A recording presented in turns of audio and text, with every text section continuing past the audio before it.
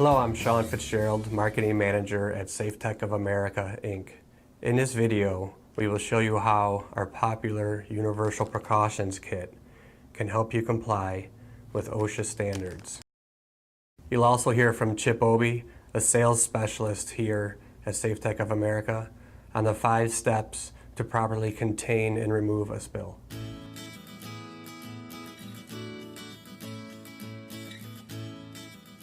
There are 5 steps to effectively contain and remove a bloodborne pathogen spill with Safetec's Universal Precaution Kit.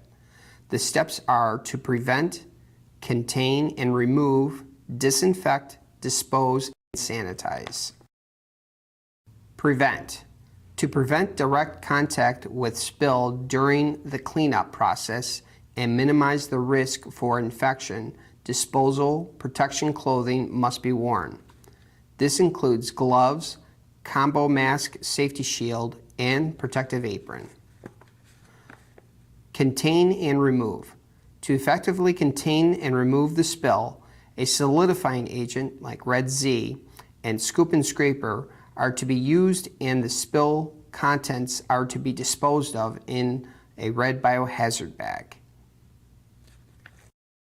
Disinfect.